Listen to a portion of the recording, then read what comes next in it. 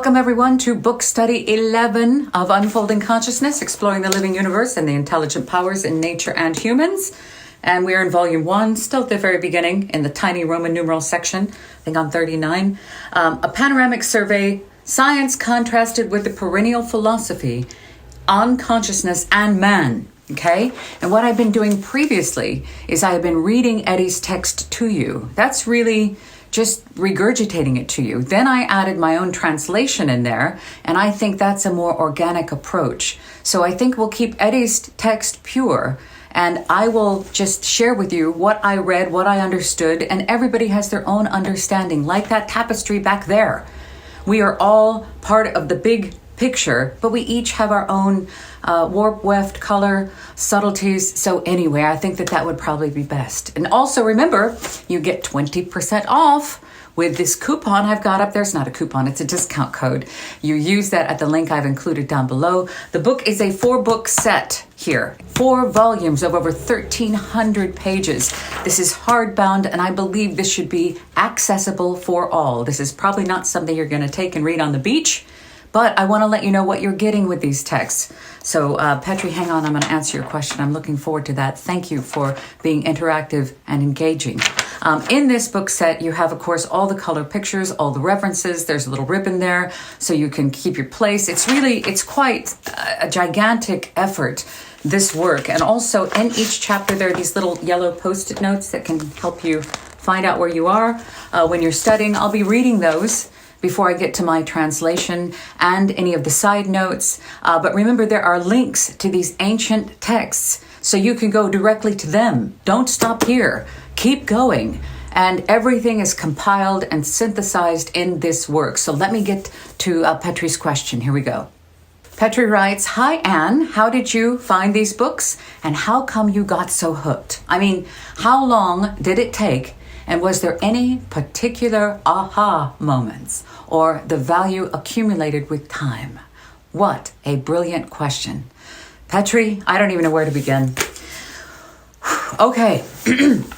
Back in maybe 2004, I came across a text called, and I've talked about this on the channel, I've always been in search of. I was raised Catholic, and I was in search of, there's got to be something more than just these ceremonies and you guys saying different things. I don't feel anything. So I was always looking outside the church, through the New Age movement, thought this is kind of close, but it seems kind of guru-y. It doesn't seem quite pure. Anyway, in 2004, I came across a text in a bookshop called The Bodhi Tree in Santa Monica, California.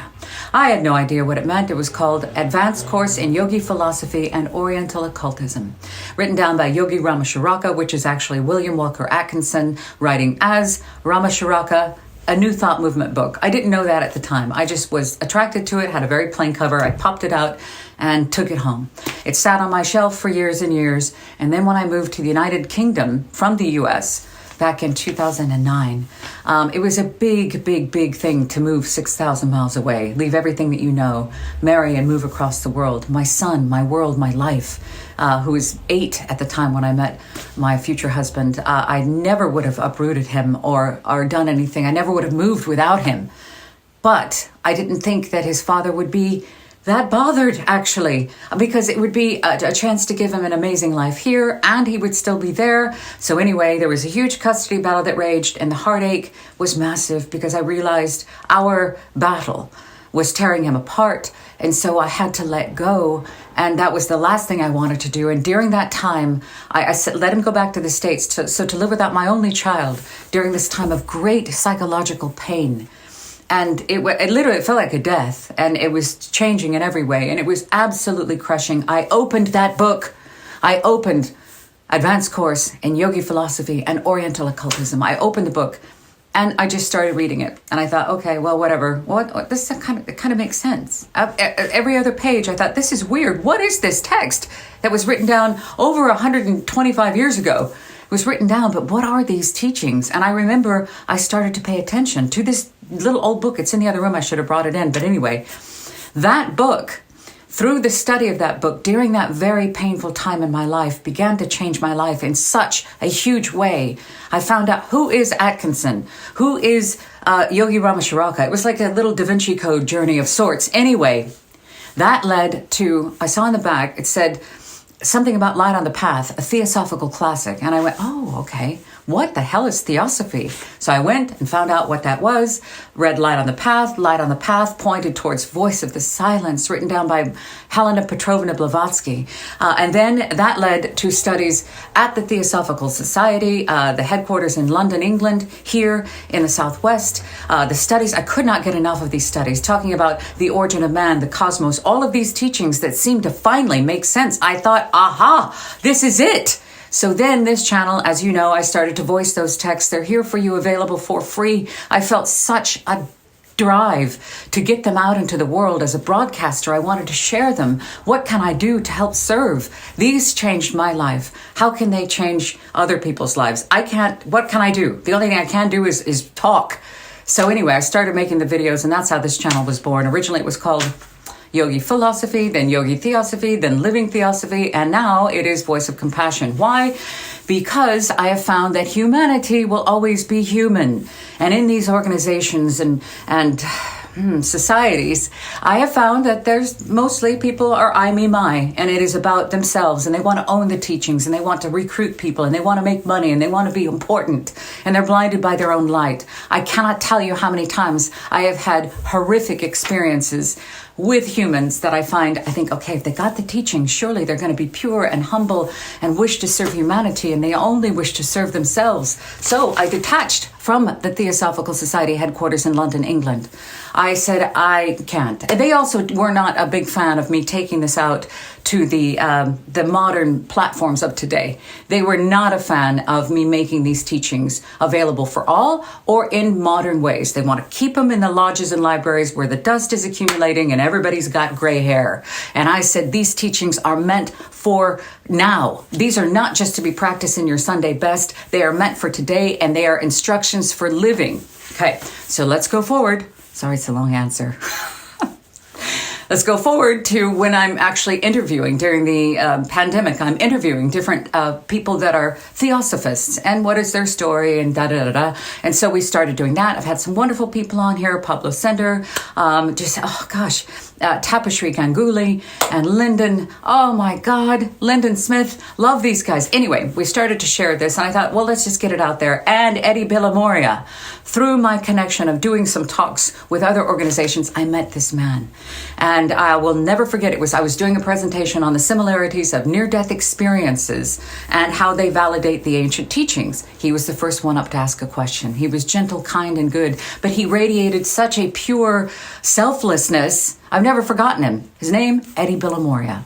I then would see him in the circles, and I thought, there's something about that guy. He's never about himself. He's never about himself, but the stuff that comes out of him, he's an incredibly intelligent man. And remember, this stuff, these ancient teachings, it's not about the intellect. It's not about academic study.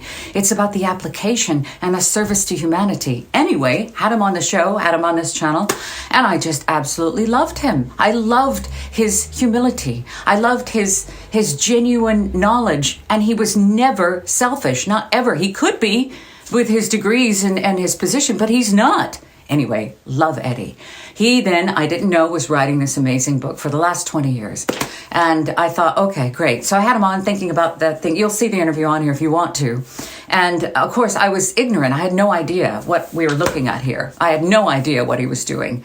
But anyway, when it came out last spring, in the spring of 2022, I remember going up to support him and really excited to meet all these people and just to be there for him. And I just made the drive up there in my smart car all the way up to London. And when I saw the text and the presentation, I thought, oh my God, he hasn't. Has he really done this? What Eddie has done, what he's done here is he has put all of this together.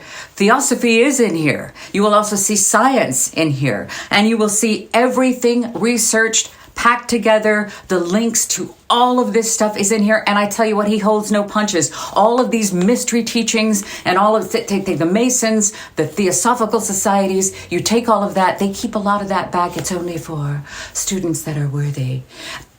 bullshit. Can I say that on here? It's bullshit. It's meant for everybody, because if we could understand these teachings and we become them and we apply them, then I believe we change ourselves, we can change the world. Everybody needs access to these teachings, and it doesn't have to be through membership or any kind of freaking following a guru that is so important, salary priests, or as Eddie calls them, garrulous parrots. Anyway, these should be available for all, for the benefit of all beings on planet Earth, for planet Earth. When I got a copy of the texts, and I thought, boy, that is a pricey thing. But the reason it's pricey is because they're sturdy, durable, and they're meant to be visited by lots of people all the time. These should be in every library on every part of the earth. They should be accessible for all. And anyway, when I first read it, I will tell you, when I first even cracked it at all, I just cracked it. And I remember thinking, do not shrink away, because I recognized what is in these texts. And I am telling you, I'm not making, these videos are free. I work with Eddie as a service to him and to humanity. I wish his publisher understood, and I think they might, maybe, because after having a conversation like this with me last week, they might understand what they're sitting on. This is a text of texts.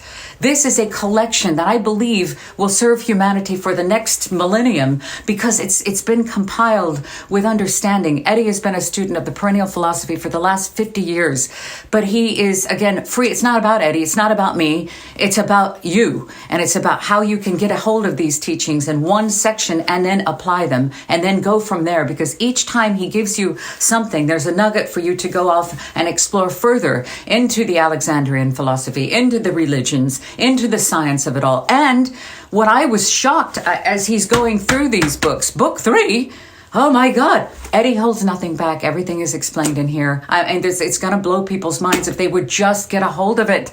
And that's why I sit here with you every week, trying desperately to be able to share them in my humble way, that I don't even know if I'm doing a good job doing this. I have no idea if anybody's even paying attention. But I thought, through this channel, that perhaps there might be people who are theosophically minded or interested in the ancient teachings, and I thought, let's go there. So I also do TikToks, I do Instagrams, I do all kinds of stuff just to pepper this stuff out there.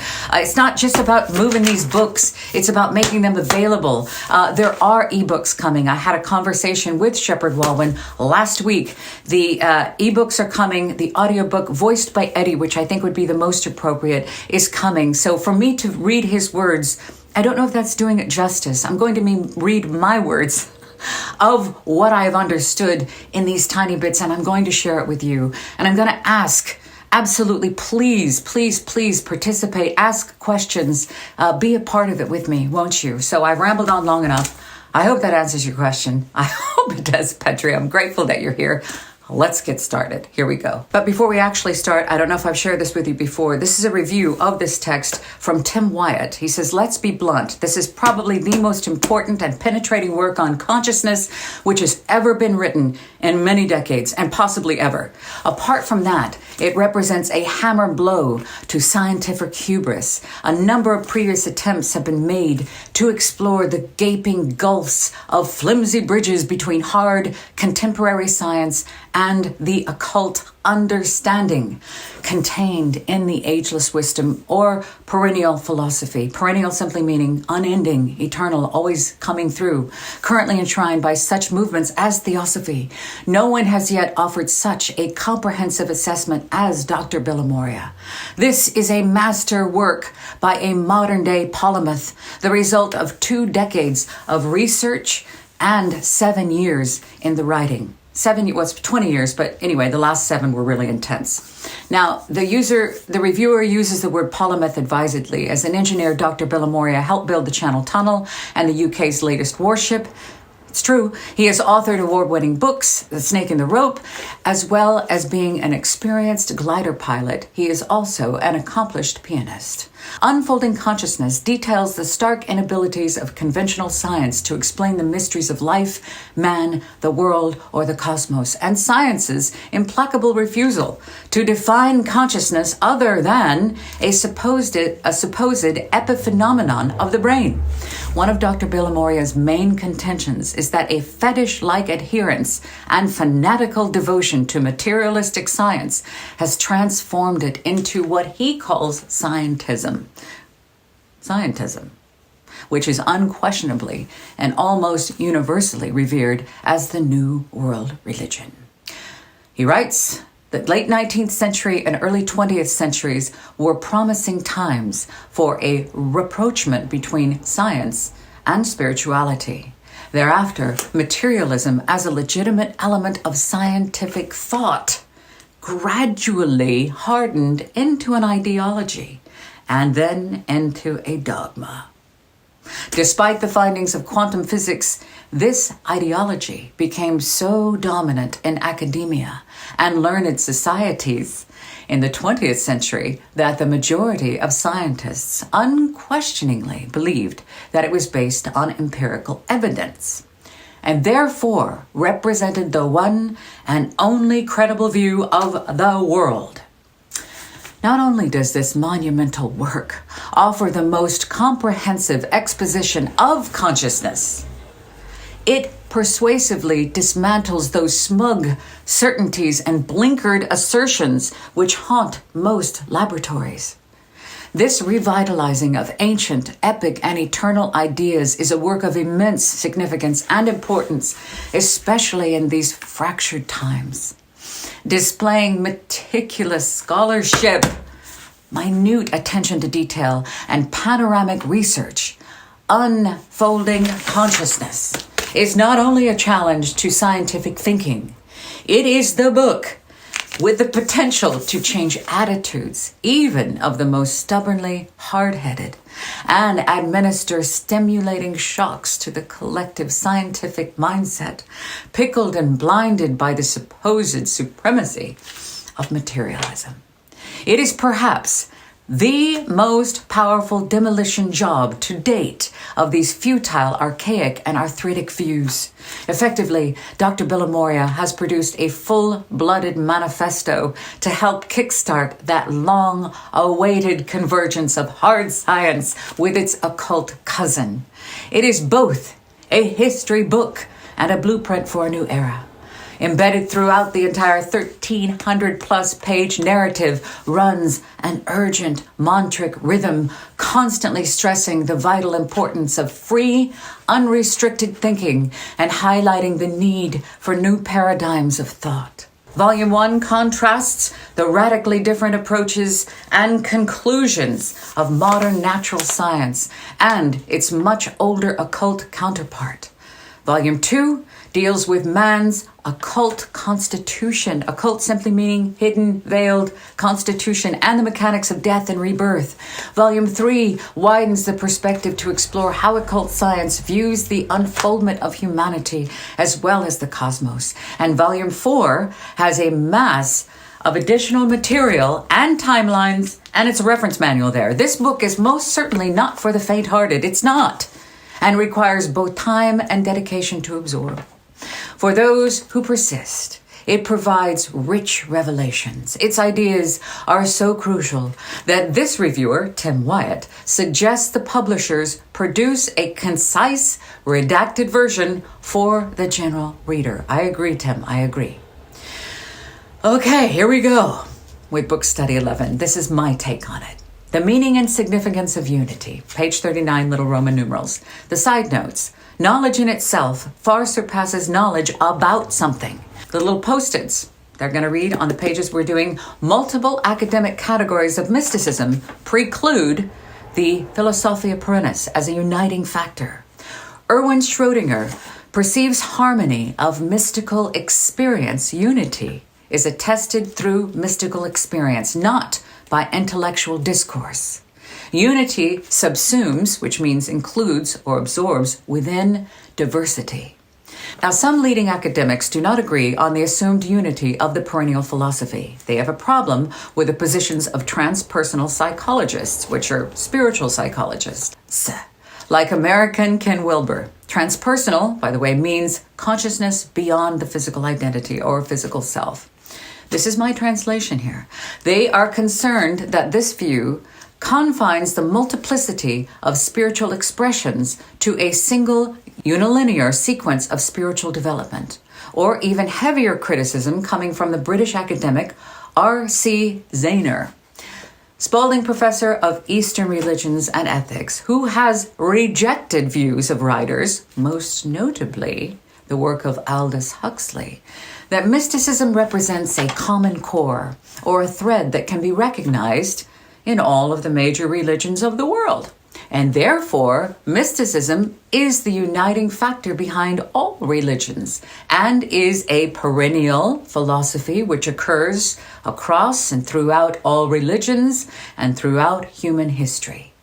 Now here, I'd like to throw in omnism. Some of you may know this term. The Oxford Dictionary defines omnist as a person who believes in all faiths and creeds, a person who believes in a single transcendent purpose or cause that unites all things or people of a particular group or a group of people. Omnism, to me, when I have to define it, I say that there's a belief that all religions contain some of the truth, but not one religion contains all of the truth. Love that. Zaehner identifies three distinct categories of mysticism, and they are, this is him, theistic, meaning relating to or characterized by belief in the existence of a god or gods. And his category is the experience, the actual experience of a loving communion or union with this personal god. 2, monistic, a deep, absorbing, permeable experience of identical unity that goes beyond all space and time with this divine. 3, panenhenic. Now, I can only find this online as his word, panenhenic, meaning an absolute oneness with nature that includes oneself in that oneness. Zaehner thought that these categories are simply just too vast and different to share a common core, but we're not here to debate Zaehner's arguments. However, we can question and wonder if Zaehner ever actually experienced any of these mystical states that he so eloquently wrote about. Now, in contrast, the legendary Austrian physicist Erwin Schrödinger summarized the unique experiences of mystics throughout the ages. The mystics of many centuries, independently, yet in perfect harmony with each other, have described, each of them, the unique experience of his or her life in terms that can be considered in the phrase, Deus factus sum, I have become God. So any true understanding of the unity of the perennial philosophy and mystical experiences must come from personal experience and not from the intellect as an academic study and an inquiry. Like, it's not about your brain or your intellect. So as we always say here, you must become the teachings. And as scientists perform experiments to prove something, we must have an experience to prove anything to ourselves. So we didn't go as far as we normally did because I did put in Tim's brilliant review.